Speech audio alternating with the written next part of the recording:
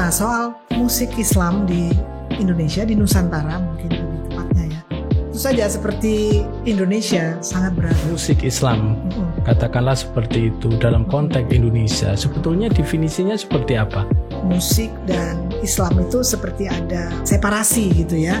Tapi kan sebetulnya musik yang dipraktikkan oleh masyarakat Muslim itu pasti saja akan terpengaruh dengan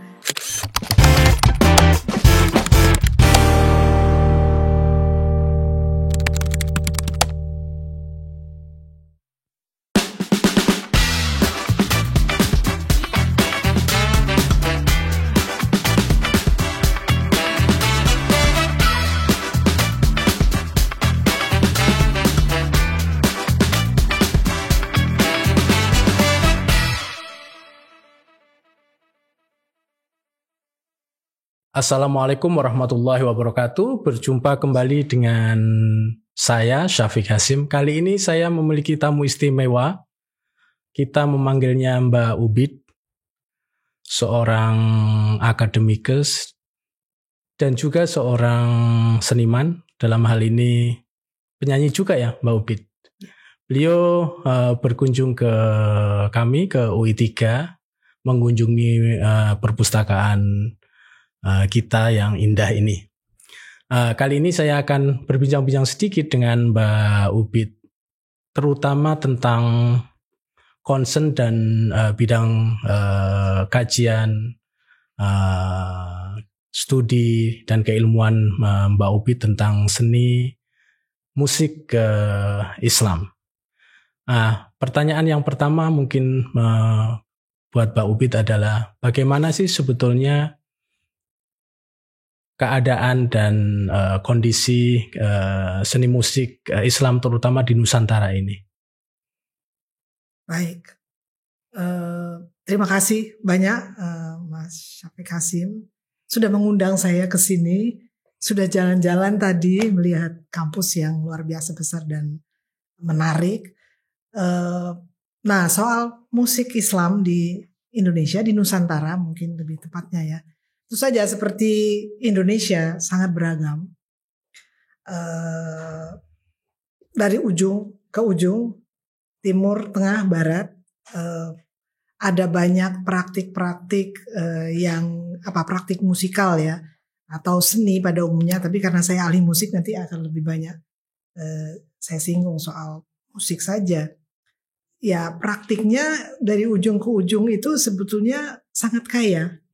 Ya, musik menjadi bagian dari kehidupan mereka sehari-hari. Itu masih banyak yang dipraktikkan. Tentu saja banyak juga yang sudah menghilang, tapi karena ritual masih dijalankan oleh banyak warga masyarakat di sekujur Nusantara, tentu saja sebetulnya masih sangat banyak, masih banyak yang bisa kita telusuri dan kita kita rekognisi lah. Sebetulnya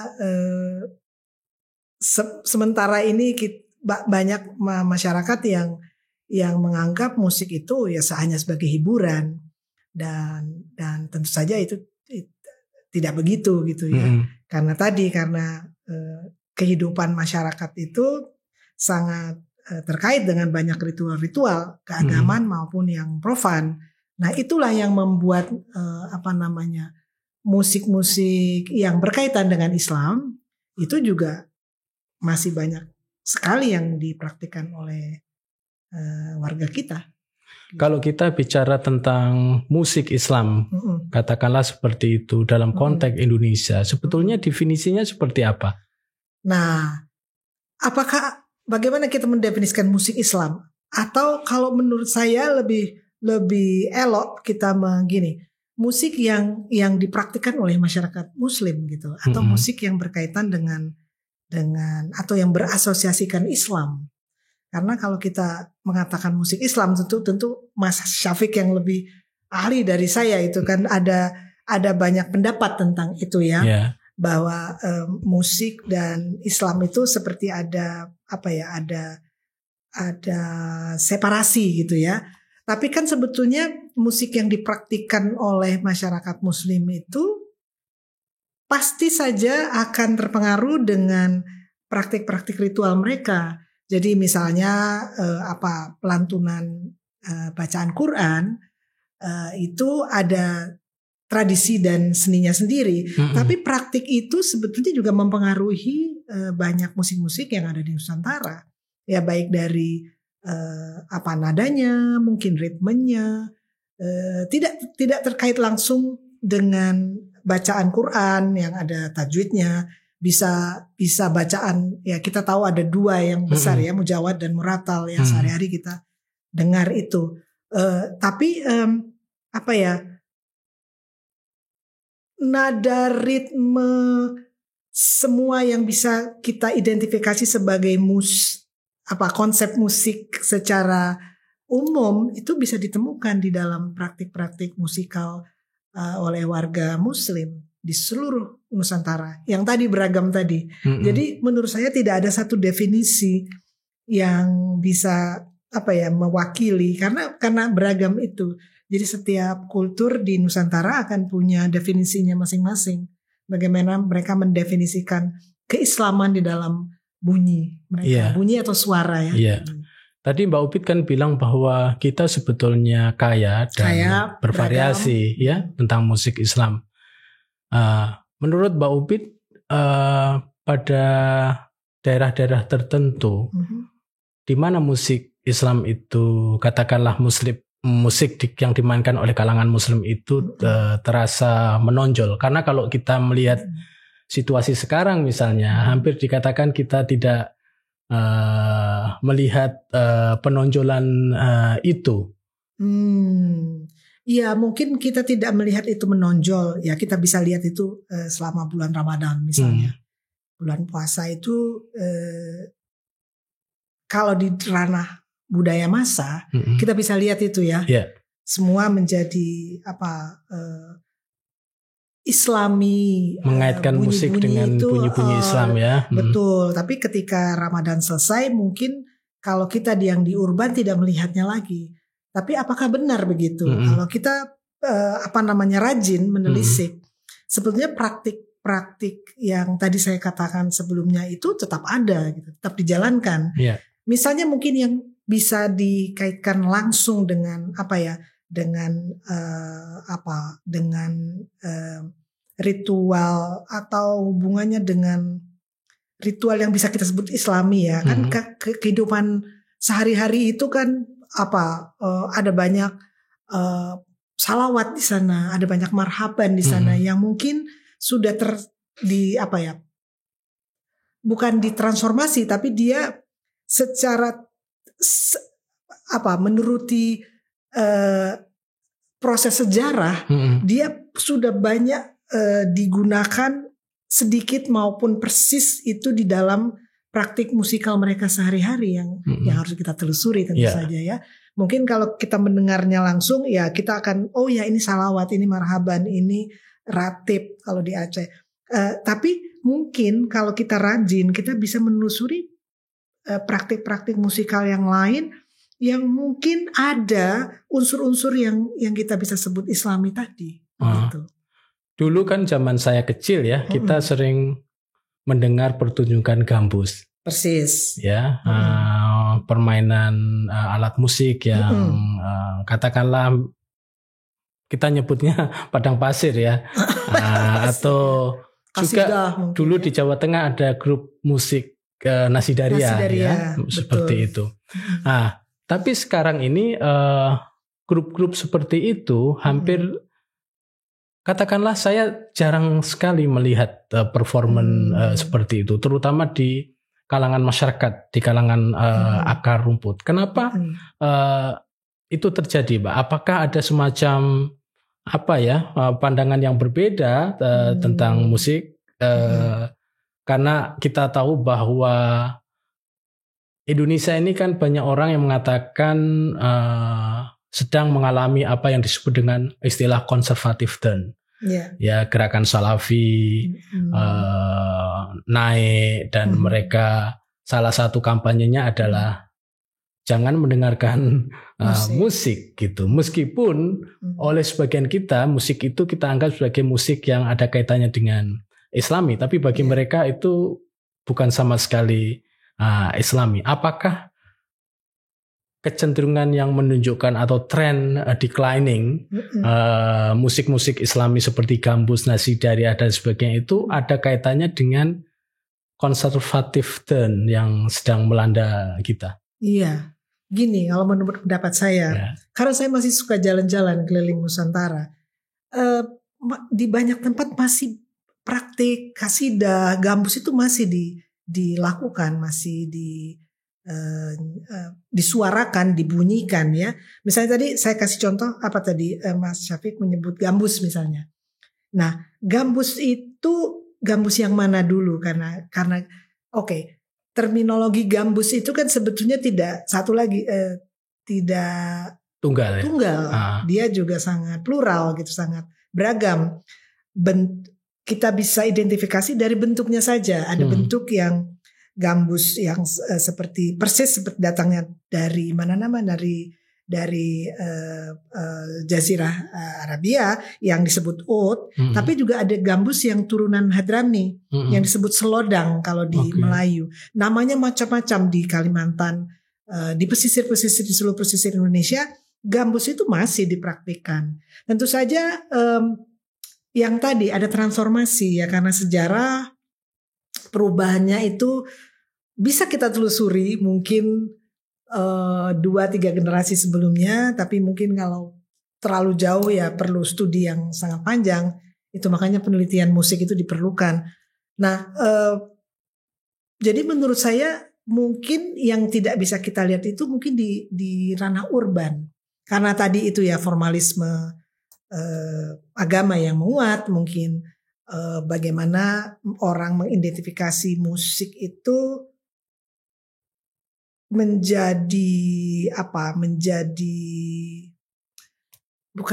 dipisahkan. Jadi oke, kalau yang Islami harus begini, kalau yang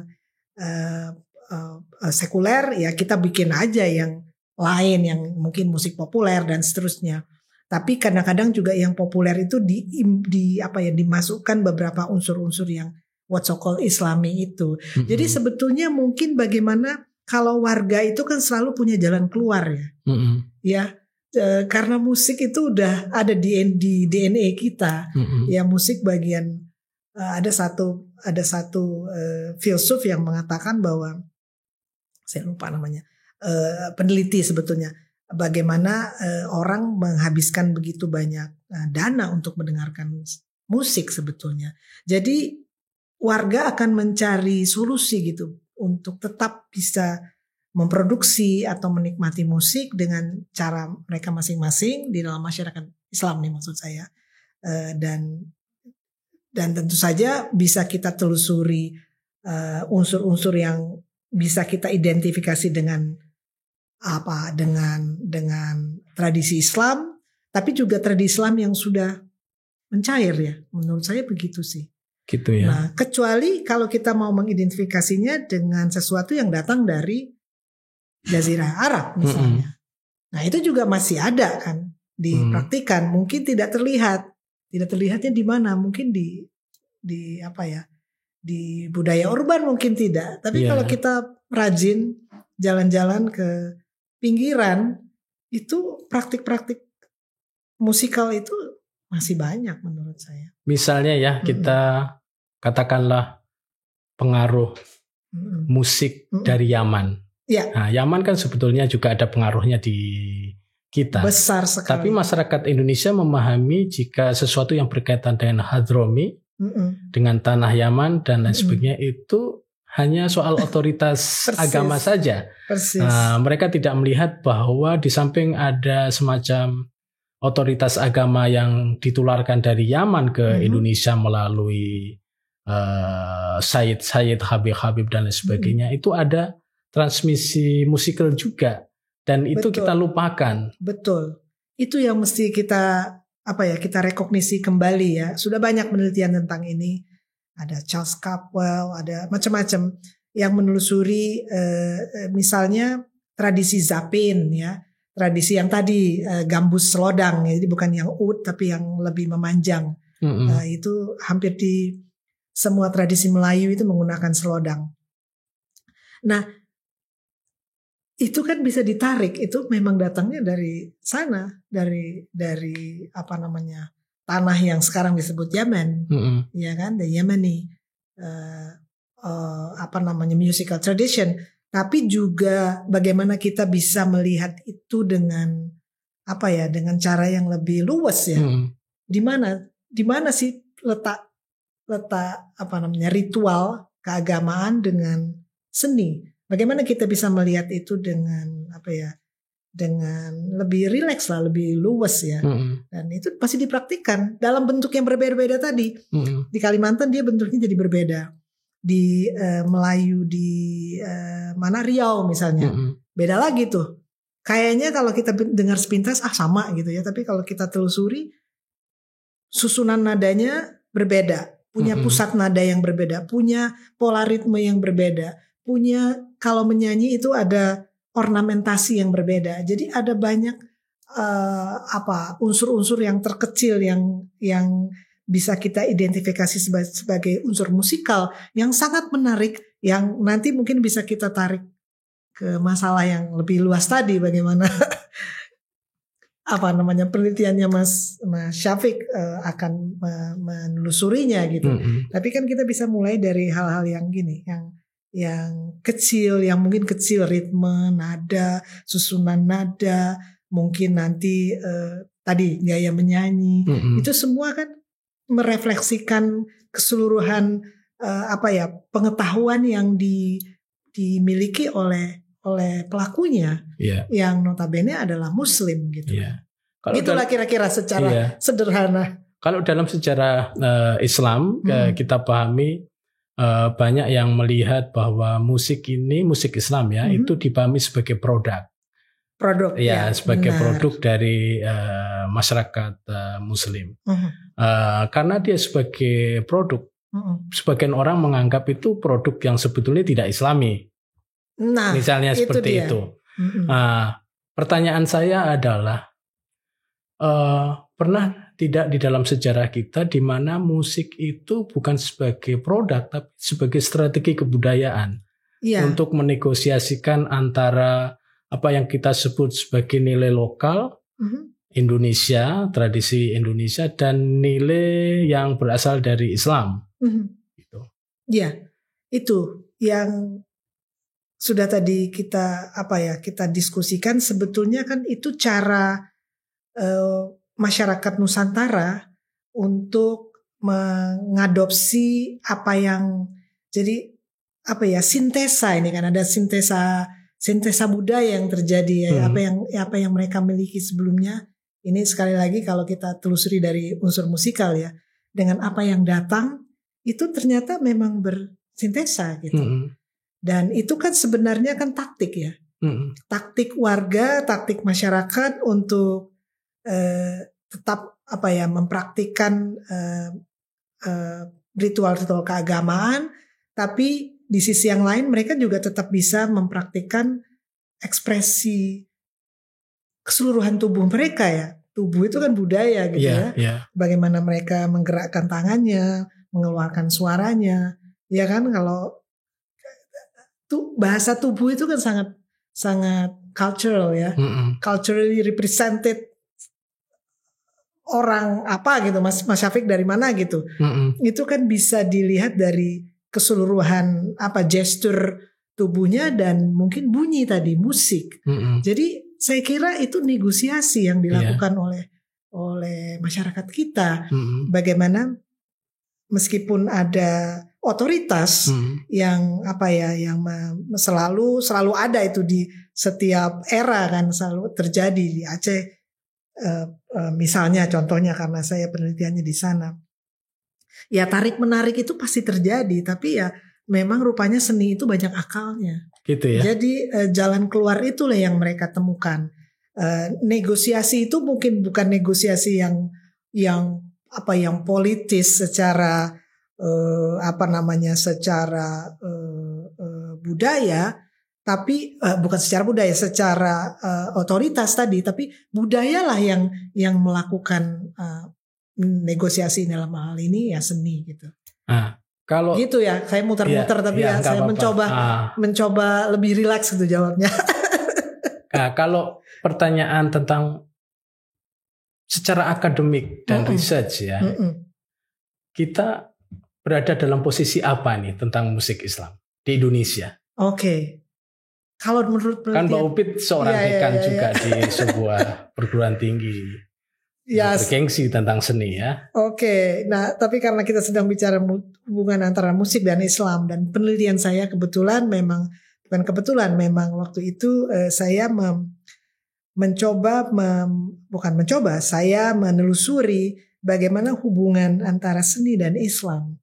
Dan temuan saya ternyata memang seni itu sangat fluid. Ya, terjadi kecairan di sana. Okay. Masyarakat dalam hal ini seniman itu selalu menemukan tadi jalannya, bernegosiasi dan menemukan otoritas mereka sendiri untuk menjadi sangat rileks, sangat terbuka gitu ya, sangat rebel malahan. Nah, rebel itu terjadi tapi hanya di atas panggung. Gitu mereka kembali lagi ke dunia sehari-hari, meskipun mereka tetap punya daya tawar, tapi mereka selalu di dalam kungkungan formalisme agama kembali. Itu paling enggak itu penelitian saya. Indonesia ini kan negara besar. Betul. Seni Islamnya juga pasti besar. Beragam dan setiap komunitas memiliki sendiri. Tapi secara akademik dan riset, seberapa banyak orang yang tertarik untuk melihat ini?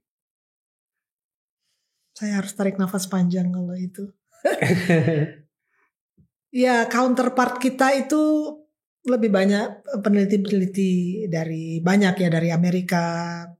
Kita punya Anne Rasmussen, punya Charles Caldwell, punya beberapa yang lain lah yang paling nggak yang kita kenal, sama-sama kenal gitu. Tapi rupanya memang penelitian musik Islami ya, kita sebut saja begitu ya, atau musik yang berasosiasi dengan Islam itu memang perlu lebih banyak sih menurut saya. Karena praktiknya banyak juga, jadi perlu banyak orang yang melakukan penelitian-penelitian ya yang bisa dilakukan adalah ya menelusuri si musik itu sendiri ya, kalau ini musik atau seni-seni yang lain. Kita bisa mulai dengan topik apapun yang sedang kita pedulikan sekarang ini, yang tadi sudah disampaikan oleh Mas Syafiq di depan. Tapi dari mana kita bisa menelusuri itu? Salah satunya saya pikir dari seni, dari musik. Karena itu kan memang ekspresi mereka ya sehari-hari ya. Bagaimana mereka mencurahkan ke seluruh keragawian dan kejiwaan mereka, pikiran mereka, terutama saja kalau mereka punya pendapat, mungkin pendapat itu disampaikan lewat seni. Iya kan? Kita selalu berpikir bahwa mereka tidak berpendapat. Menurut pandangan seni itu belum tentu benar, karena mereka berpendapat lewat bunyi. Ya, yang tadi di atas panggung mereka rebel. Ya, mereka bisa menunjukkan bahwa mereka menentang sesuatu gitu. Yeah. Nah, itu lewat bunyi. Ya, bunyi itu bisa macam-macam, lewat nada, lewat ritme, macam-macam lah kita bisa urutkan itu. Jadi sebetulnya balik lagi tadi ya, gambarannya ya memang rupanya musik masih punya daya ya, daya yang kuat bagi warga, bagi masyarakat. Ya, untuk menyatakan sesuatu gitu. Katakanlah itu sebagai strategi masyarakat ya. Strategi masyarakat untuk mengatakan sesuatu. Penelitian yang belum ya. Bagaimana strategi akademisi bahwa kita ini ingin menunjukkan memang seni sebagai kreativitas masyarakat itu ada di seluruh masyarakat kita. Namun tanggung jawab akademik kita sebagai peneliti dan sebagai akademisi itu apa terhadap kesenian kita? Apakah selama ini memang sudah cukup atau masih jauh sekali? Sehingga tadi yang dikatakan oleh Mbak Upit ketika kita bicara tentang katakanlah seni Islam itu banyak mereka yang tertarik pada isu itu adalah para akademisi yang tidak berasal dari Indonesia lebih banyak gitu. Apa yang menjadi evaluasi kita pada persoalan seperti itu? Iya. Tadi saya menyampaikan gambarannya, sebetulnya warganya sendiri masih sangat aktif ya. Terus mengapa kita yang peneliti enggak? Saya tidak mengatakan bahwa kita harus. Saya justru ingin menyampaikan, nih lihat nih, warga aja masih justru itu, melakukan sesuatu. Tanggung jawab kita sebagai periset dan akademisi itu apa terhadap mereka? Persis. Jadi kalau mereka aktif menyuarakan sesuatu, kenapa peneliti tidak menangkap itu? Itu loh maksud saya. Jadi ya perlu sebenarnya begini. Yang bisa dilakukan itu, bagaimana perguruan tinggi seni itu juga melakukan hubungan-hubungan dengan dengan perguruan tinggi yang melakukan penelitian, misalnya dalam hal ini penelitian tentang Islam gitu. Misalnya di tempat Mas Syafiq itu, ya baik juga, elok juga kalau bisa melakukan semacam usaha timbal balik penelitian bersama kah? Apakah namanya itu? Saya nggak tahu, tapi saya kira perlu banyak dialog sih. Ya kita sekarang ini bekerja di kota kita masing-masing. Ya sementara isunya kan besar ya. Bagaimana kita bisa melihat isu itu bersama-sama gitu. Ya kalau kita mau bilang tadi, saya selalu agak muter-muter. Oke, formalisme agama. Bagaimana peneliti musik menangkap itu? Bagaimana Mas Syafiq sebagai peneliti Islam menangkap itu? Bagaimana kita pertemukan dialog sampai akhirnya kita bisa melihat, membaca bahwa masyarakat melakukan sesuatu, tapi kita nggak tangkap itu, jangan-jangan. Mungkin yang kita tangkap itu hanya di permukaan gitu. Padahal kalau dari sisi musik mereka melakukan itu. Ada protes di sana, ada pernyataan-pernyataan yang keras, tapi yang keras itu memang tidak verbal, tidak naratif gitu. Tapi dilakukan lewat bunyi, misalnya lewat nada, lewat apapun, lewat lirik yang paling gampang.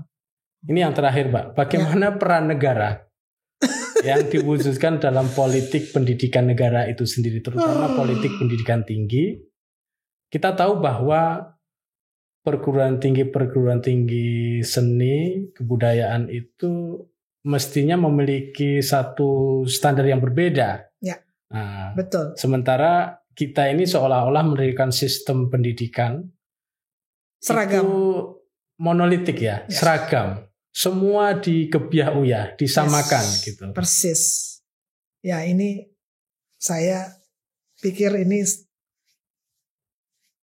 harus kita utarakan harus kita suarakan bahwa setiap bidang keilmuan itu kan punya ciri masing-masing punya ciri produksi pengetahuan masing-masing Seni, ilmu agama itu sebetulnya kan bagaimana politik anggaran itu juga bisa politik anggaran dan bukan cuma politik anggaran, tapi tadi itu bagaimana sistem pendidikan kita, gara-gara tadi anggaran jadi tingkatnya anggaran. Bagaimana sistem pendidikan kita itu harusnya merekognisi ada banyaknya keragaman. Kita selalu bicara keragaman, tapi jargon. Distingsi kita sebagai persis itu jadi jargon. Kenapa saya tertarik pada studi keragaman suara, keragaman bunyi di Nusantara? Karena saya ingin melihat bahwa tadi itu ada kita merekognisi kita ini beragam gitu. Jadi nggak cari-cari kesamaan, tapi kita justru merekognisi keberagamannya. Persis dengan politik birokrasi pendidikan kita tidak ada rejim akreditasi misalnya. Mas Syafiq aja deh ngomong gitu. Jadi keragaman itu tidak direkognisi menurut saya. Semua ilmu itu disamaratakan. Bagaimana ilmu farmasi disamakan dengan ilmu seni gitu. Bagaimana kita menilainya gitu. Itu kan jadi aneh Di Eropa juga mereka pernah struggling. Tapi sekarang sampai jadi menurun ke politik anggaran. Jadi seni itu udah bagian dari penelitian mereka gitu. Kalau di Indonesia kan belum Bagaimana di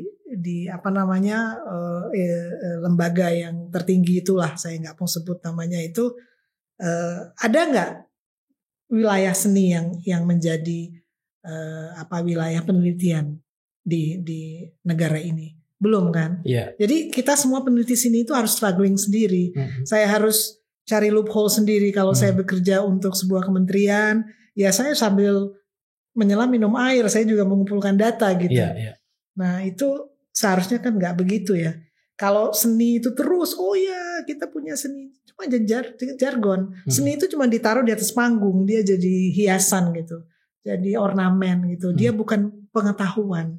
Sementara yang kita ingin diskusikan hari ini dan seterusnya, bahwa apa yang dilakukan oleh warga lewat bunyi itu kan pengetahuan yang mesti direkognisi gitu ya, yang mesti diteliti dan yang mesti didukung oleh